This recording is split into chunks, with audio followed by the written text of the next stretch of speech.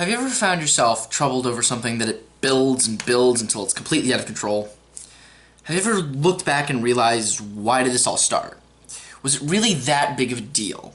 You've let things spiral so far beyond where they began that it's hard to believe where things were conceived. This is an example of the butterfly effect, like a droplet falling into a lake until the whole lake is rippling. Something so minuscule and negligible becomes far more than what it was. This idea is deeply covered through the 2023 Netflix series Beef. Beef covers the stories of Danny Cho and Amy Lau, two citizens of Los Angeles with completely different lives and social statuses, who still end up in the same situation. They fall into depression and conflict, forming the titular Beef. Today I will be analyzing how Beef's motifs and ideas demonstrate negativity and hatred's effects on our lives and how to escape its grasp.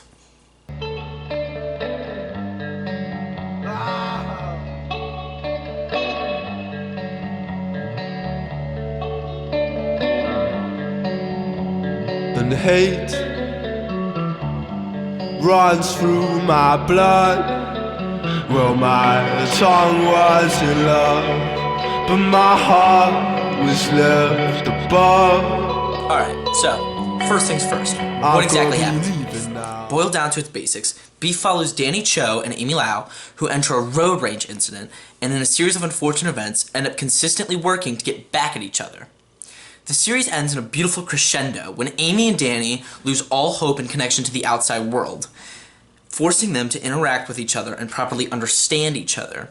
Despite all the hatred and resentment sparking between these two, they're finally able to understand each other and grow to be close friends. The pair forget their egos and lay them to rest, finally realizing that despite their differences, no one properly understood them like each other. This is my favorite episode of the show. The dialogue between these two is fantastically written, as they each confess things to each other that no one else knows. All you wanted was to not be alone. You don't have to be ashamed. It's okay.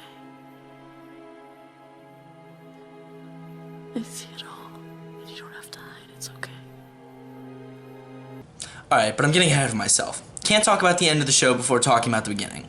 Let's discuss some of the episodes and the major themes presented within them. Episode 1. Let's talk about this opening scene. An actual masterclass in setting up one of our two main characters.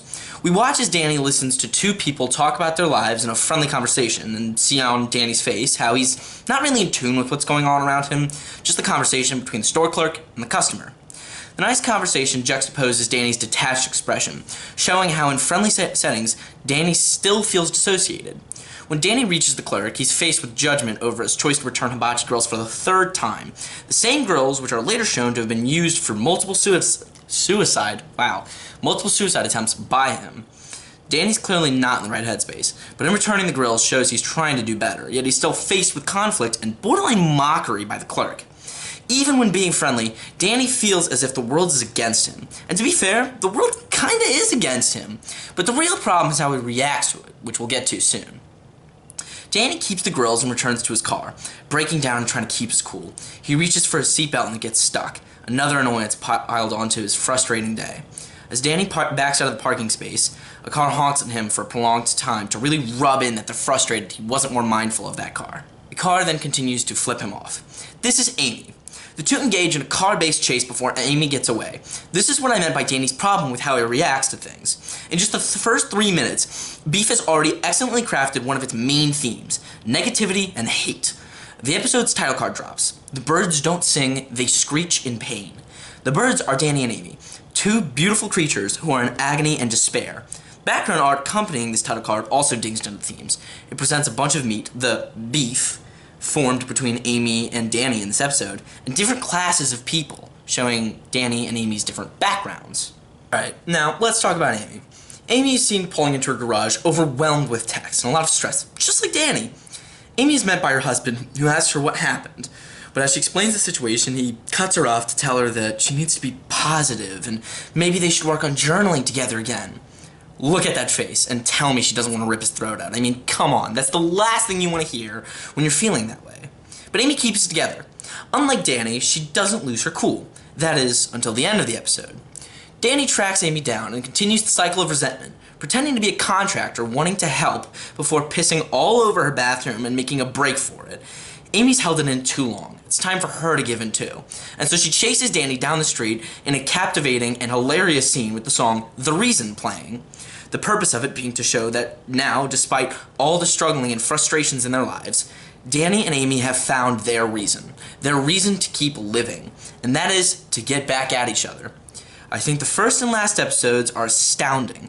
They present the themes I'm covering the best, as here we have seen now that Amy and Danny have entered their cycle of hatred and revenge, and will continue to fight each other until they're satisfied, but they both know deep down they'll never be satisfied. Alright, let's discuss some of episode 3, I Am Inhabited by a Cry. The title is referring to one of the most iconic scenes from this show, which occurs in this episode, Danny's breakdown at church. Stephen Ewan, who plays Danny, so convincingly completely falls apart and lets his walls down, not necessarily letting his ego shatter, but at least letting it crack.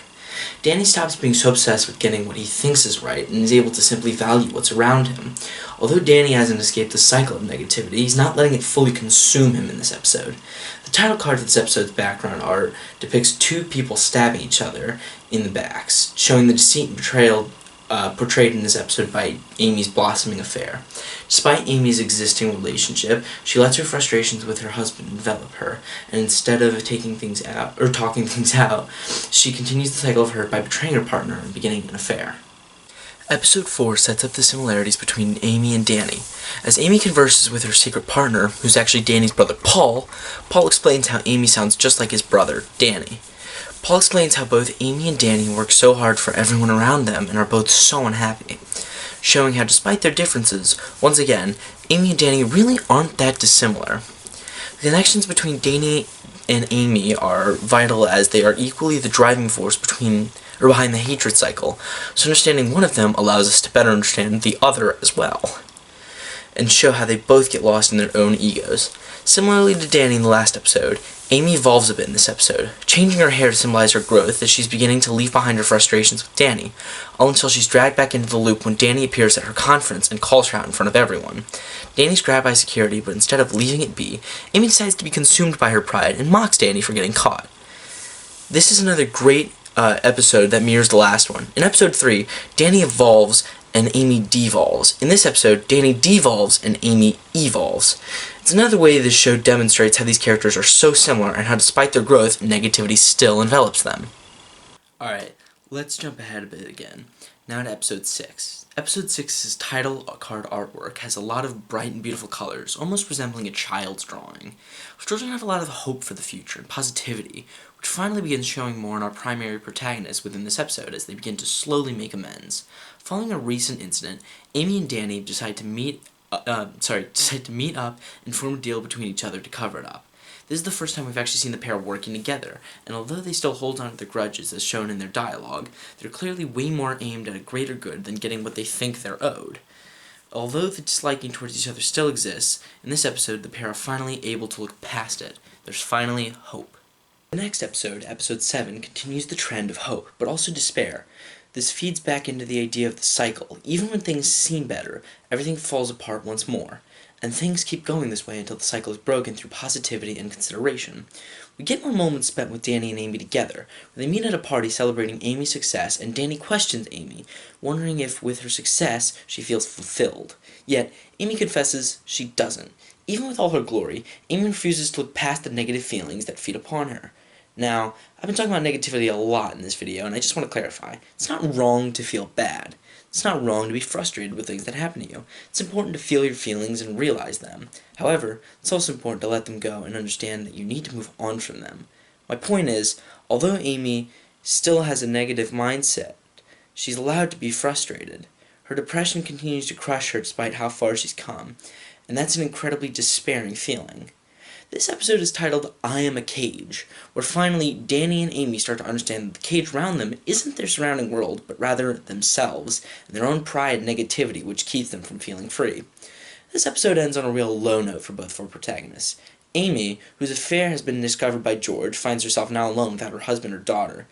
Amy tries to reach out but is left alone, breaking down and stress-eating Burger King, a callback to the first episode when Danny was revealed to do the exact same thing. These characters are, as I've been saying, two sides of the same coin. They both stress eat. It's in their nature. When they're at their lowest, they need to feel comfort, and Flavor brings feelings of nostalgia and coziness that allow them to feel comforted. These parallels greatly complement the series' themes and messages, showing how at your lowest you want nothing more than comfort, which no one else seems to understand, except for, of course, Amy and Danny, who perfectly understand this feeling. Again, these stories perfectly coincide. Danny, who spent months building a dream house for his parents who live in Korea to live in the States, finally brings his parents to the new home to discover the whole thing burned down. The reason? Faulty wiring done by Danny himself. Because he was overly confident in himself and believed he could do it despite a lack of experience. Once again, ego, or themselves, are the cage of Danny and Amy. Amy's caged by her selfishness in her affair, and Danny is caged by his failure from his pride. Episode 8. Danny tracks down his ex-girlfriend's current husband, Edwin, who Danny knew was jealous of him because of their previous relationship. Danny's suspicious that the jealousy drove him to burn the house down, too arrogant to question his own shoddy wiring, and so he confronts Edwin in his in his garage, and discovers that although Edwin has taken some shots at him, such as subscribing him to different magazines and such, the house wasn't actually him. In one of the most hilarious and tragic scenes, we watch as Danny completely forgets about the house. He's just hurt by the callous decisions made by Edwin, and so he lashes out. All Danny wants is just to be treated with kindness, and his depression and despair spirals him to continue within the cycle of negativity and causing further harm. I've heard her saying that you're the best she's ever had, so... yeah, I was jealous, okay? But like a normal jealous, not like... burn down your house. Jealous. I swear. What? Why did you... what you did was not nice! It's not nice to do that! I know, I'm sorry. Alright, the penultimate installment, episode 9. A lot goes on here, but I'm just going to kind of brush it to the side to discuss the themes. Basically, all you gotta know is that Amy and Danny's actions throughout the season lead to a violent altercation between those around them, and when Danny and his brother Paul try to escape, Danny's pride begins to slip again. Danny sits at the top of the ledge, hoping to help his brother up, yet Danny comes to terms with the fact that he doesn't deserve the help. He finally acknowledges the faulty wiring was the cause of the fire. Danny confesses to Paul that he threw away Paul's college applications. Finally, Danny understands. Danny is the problem. He's this ball of negativity, harming everything around him. And he needs to let his inflated arrogance die. Danny's ego is finally crumbling. Paul leaves, but Danny hears several gunshots and Paul shouting, possibly being the death of Paul. Danny finally escapes and begins to drive away, but not before passing Amy. Danny may have let his ego mostly go at this point, but Amy hasn't. With Amy understanding Danny's involvement in this episode of altercation that put all their lives on the line, she chases after Danny. Finally, they both have nothing to lose, as they've already lost it all. Danny's lost his parents' house and his brother, and Amy's lost her husband and daughter. Now, the only thing left for Amy to do is finish the beef. Amy and Danny recreate their first scene together in a violent road rage incident, this time with Amy as the hunter rather than Danny. Too distracted by their frustrations with each other, the pair neglect the cliffside in front of them and fall off, crashing in the middle of nowhere. Alright, here we are. Last episode, episode 10. This one's gonna take a while, so buckle in. Amy and Danny get out of their cars, beaten and bloodied. Amy aims a gun at Danny, yet Danny's able to narrowly escape, hiding behind a rock before pushing Amy down a hill. Yet, despite his chance to pick up the gun, Danny doesn't. He understands now that moving past what's happened and just trying to survive is more important than further agitating of the situation. Danny gets away and the pair wander looking for help throughout the night, with no signal to call for assistance. The pair end up reuniting the following morning, and when Danny reveals his suspicion that Paul could have died, Amy begins to sympathize and let down her walls. Her care for Paul outweighs her hatred for Danny. The cycle is cracking. Danny and Amy begin to argue a bit more, Danny deciding to not help Amy find the way back to safety unless Amy uses nice words. It's the same as in episode 8 with Edwin. Despite all the cruddy things that have happened, Danny simply wants to be treated with kindness. This isn't even ego anymore, it's just a person who's hurt and wants better. The duo decide to work together and find a way home, but on the way enter another argument before rediscovering the gun which they had lost before. Amy gains possession of the gun and uses it to help keep Danny as her prisoner, helping them find food and such. the gun to Danny's head, Amy mocks him for all the altercations they've had, such as the inciting road rage incident, and takes pride in her current position of power. Amy argues that they still need to find water, but Danny counters, stating that they still have plenty of time before dehydration becomes lethal. Amy disagrees, disagrees, saying that the human body can last 19 hours without water, before Dan explains to her that he slept 19 hours without water, and he's been fine. Amy questions why someone would sleep so long, and Danny just states, "I had a bad day." Once again, we're seeing Danny's vulnerability and how much he truly struggles, falling into depressive episodes and struggling to practice healthy habits. Amy mocks him, still unable to see past her ego. Danny forages some berries and gives most of them to Amy, but in a moment of brief compassion, she shares more of them with Danny. She's opening up and feeling more comfortable with him. Some time passes and the two begin to see things, realizing that the berries they ate were actually hallucinogenic. The pair slowly starts to lose it, but it also allows them to feel more vulnerable and truthful with each other. If nothing makes sense, why not try and make sense of what's around you? And so the duo try to better understand each other. Danny confesses that the day of the first road rage incident, he was planning to return the hibachi grills he used to try and kill himself, but wasn't able to, explaining how it was like the world wanted him gone. Amy reveals her worry that as her daughter June gets older, her love becomes more conditional, and so it's more and more likely that June will start to develop resentment towards her mother for the issues that they've had. The two discuss how every ounce of happiness they try and hold on to slips away, how it's a catch-22, and no matter what you do, you'll stay unhappy. They discuss how God may have created pain to not feel alone, to feel like he could relate. The pair smile at each other, not in a "I got you back" way, but in a "I see you" way. I understand you. They discover that in the end, no one could have known them as well as each other. Danny and Amy feel as if they're going to die, and so they let everything out, and finally, the cycle of hatred implodes. The egos fade, and Danny and Amy learn true empathy for each other. The dialogue, artwork, and the themes of the show have all built up to this, the acquisition of empathy. Waking up the next morning still alive, the protagonists have a sense of newfound hope. They realize that they need to stop fighting each other over petty arguments and decide to finally just be friends and work together. With their fresh bond, the two easily make their way back to civilization, being discovered by George, Amy's husband, who immediately shoots Danny. Amy stays with Danny in the hospital to make sure he's okay, and the series ends. That's it. The cycle's broken. The hate is gone. The two look past their frustrations with each other to focus on the understanding and empathy for each other. I love this series. If it isn't incredibly obvious, everything about it is so masterfully crafted and themes blend so well together. In fact, to accompany this video, I made a diorama of two of the most thematically major scenes in the series. The first half here is from one of the early scenes in episode 1, where you see Amy chase Danny after he pissed all over her bathroom. And then the second half of the diorama is in the very last episode, when they finally start to break down and talk to each other and better understand each other.